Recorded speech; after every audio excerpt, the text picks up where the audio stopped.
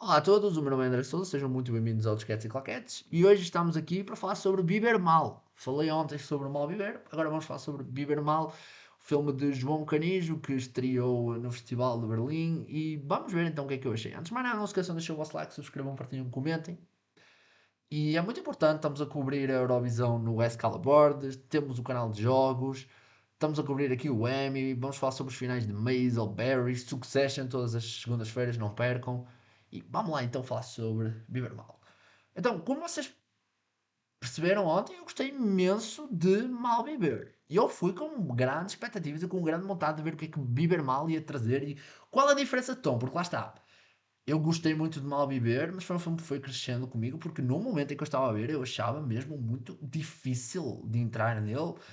E é propositado, falei sobre isso, essa energia drenante é propositada, mas eu não sei se eu ia conseguir entrar outra vez num filme tão drenante. E Viver Mal é ótimo, porque adapta o seu ritmo e adapta a sua forma de estar em cada história. Isto é uma antologia, são três histórias.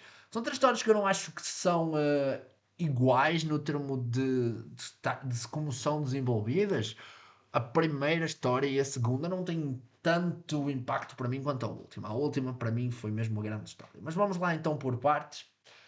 Então, em Malviver vimos a vida das mulheres que gerem o hotel. Em Viver Mal temos aqui este White Lotus, que não tem muito a ver, mas hoje em dia é isso que a gente pensa. Temos este White Lotus em que vemos eh, a vida dos clientes, das pessoas que chegam a este hotel em Ofir. Então, como eu falei, há muito aquela cena de coisas que estavam a acontecer no filme anterior são vistas por outra perspectiva totalmente. Mas nunca há uma intercalação, nunca há tipo uma coisa que para mim faltou, que é que o Scooby disse. Estas pessoas estão sempre aos berros umas com as outras, estão a ter conversas muito sérias enquanto outras estão lá e eu quase nunca ouvi ninguém a comentar os outros. Falta um pouco isso. Para ser português tinha que ter mesmo a coscovilhice. Mas pronto. Isso é interessante. Então às vezes há uma cena logo. O início deste filme é com o Nuno Lopes e a Filipe Ariosa a chegar, que eles são os protagonistas da primeira história, são um casal. E isso acontece no início também do filme do Malviver, mas nós estamos apenas a ouvir eles a entrar, enquanto está focado noutra coisa totalmente diferente, que é o Joker do Palmeirinho. Joker do Vasco Palmeirinho tem um protagonismo nestes filmes altamente inesperado. Mas pronto, voltando então sobre a primeira história. A primeira história, nós temos o Nuno Lopes, Filipe Ariosa, não vou entrar em muitos spoilers, mas ele é um fotógrafo, ela é uma influencer, eles têm um casal, eles são um casal de há muito tempo e que estão neste tipo de relação, estão sempre a discutir, estão sempre mal, infligem dor um no outro, porque estão neste ciclo abusivo de toxicidade. O termo aqui, a questão do ciclo abusivo continua aqui e também a questão das mães é muito presente. Nesta história não tanto, mas a gente consegue entender que a mãe do Nuno Lopes tem muita influência no estado em que a relação deles está. Há uma história que encontra humor em momentos improváveis. O Nuno Lopes manda cada boca, que é muito engraçado. No... Vocês depois vão ver. Se forem ao Letterboxd, as pessoas põem imensas. Este é um filme mais engraçado que o outro. O outro também era, surpreendentemente, mas este é muito engraçado. Tem vários momentos. Lá está, porque não é para ser engraçado, é porque a vida é engraçada e as pessoas normalmente falam assim. As pessoas falam com esta espontaneidade, esta vontade, às vezes, de acertar no outro com comentários mordazes.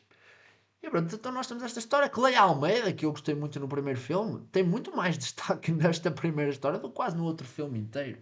Eu gostei muito dela e da personagem dela. É a personagem que eu mais gostei, provavelmente, de todos os filmes. Mas que gostava de ter visto um pouco mais. Há muita coisa, é isso interessante, que foi construído aqui um universo tão rico e uma possibilidade tão rica que eu ficava mais 6 horas a ver o que é que o João Canijo imaginou para cada uma destas personagens.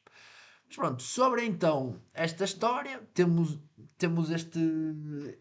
esta abordagem, este comentário sobre esta relação, sobre também a questão das aparências. É muito interessante, é uma boa história. Nunca nos dá uma conclusão. Isso é interessante. Da segunda história, nós temos então o Pelicano, que é sobre a Lia Carvalho. que vocês conhecem os Morangos com Açúcar, o filme O Bem Bom, das Doce. Também tem uma relação muito má com a sua mãe, a Leonor Silveira, e uma relação que ninguém percebe muito bem com o seu marido. E aqui esta é a história que eu acho que não está tão bem desenvolvida, porque, ok, é uma janela de um dia naqueles personagens. Nós conseguimos entender, a Leonor Silveira está ótima, muito, mas muito, muito boa. Para mim, a melhor performance do filme está, dos dois filmes está aqui, já vou entrar nela. Mas a Leonor Silveira, para mim, é uma das melhores também. E interpreta uma mãe complicada.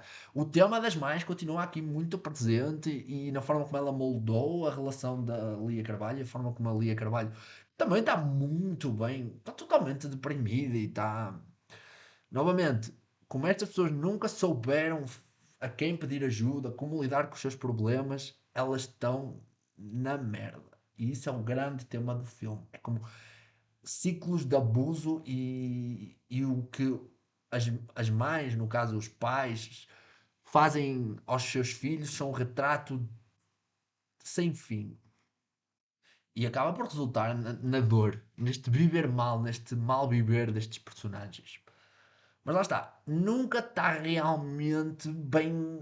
Até porque tenta flertar ali com outra coisa que nunca realmente entra, nunca realmente funciona. Eu gostava de ter visto mais desta história. Esta história parece que tem aqui muito mais chumbo do que realmente nós vimos no filme. Mas pronto, isto é uma ideia de uma janela na vida de cada um destes personagens. A última história é muito interessante.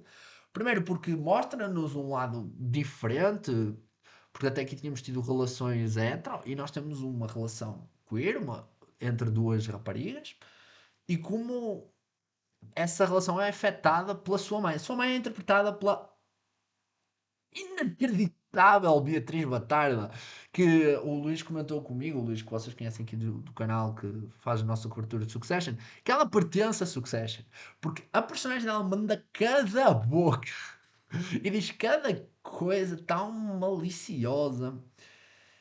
E é sobre como esta mãe sufocou a sua filha e a castrou e como isso se reflete na relação entre ela e a Carolina Amaral. Então nós temos a Leonor Vasconcelos faz a filha e a Carolina Amaral faz a namorada, que está a tentar espebitar a namorada e a relação. Ela fica ali entre as duas mulheres e nunca se consegue assumir. E é, assumir no sentido de nunca consegue bater o pé frente à mãe que a manipula e é muito. Este é mesmo a minha história favorita e o meu momento favorito do filme. Isto é muito interessante. E, ok, eu via mais 6 horas desta história e gostava de perceber. Mas eu acho que uma grande conquista deste filme é como, com pouco tempo de tela, conseguimos definir cada personagem e a gente consegue se apegar a estes personagens. O trabalho dos atores é ótimo. Aquela ideia de dialogar com os atores na hora de escrever os diálogos e de reformular o que é escrito é muito interessante. Funciona aqui. Novamente, ponto para a ótima direção de fotografia da Leonor Teles, que aqui ainda faz uns exercícios ainda mais malucos e tem uns travelings e uns planos de sequência. E não é só fogo de vista, porque são realmente coisas que são importantes e que nos ajudam a entrar na história. E o trabalho também de montagem do João Brás, que consegue novamente, é altamente dedicado, altamente minucioso, porque não haja. Porque eu acho que a imersão seria quebrada se a gente de repente não houvesse um erro. Por exemplo, há cenas em que, como eu já disse, estão coisas a acontecer e nós ouvimos gritos e ouvimos não sei o quê, e a gente sabe que aquilo aconteceu naquele dia. Então, se não tivesse aqueles gritos, a gente se calhar já não estava tão já não estava tão dentro da história, e isso é muito importante, é um detalhe muito interessante. Lá está, eu para mim, o Mal Viver e o Viver Mal são duas obras essenciais entre si, são uma espécie de puzzle que só fica completo quando a gente os junta aos dois, mas mesmo assim eu ainda via mais. Gostei muito desta experiência, parabéns ao João Canijo, foi a primeira vez que eu vi um filme de João Canijo, tenho que corrigir isso, e não se esqueçam de deixar o vosso like, subscrevam, partilhem, então já sabem, beijam filmes, apoiem o cinema português, beijam séries, divirtam-se.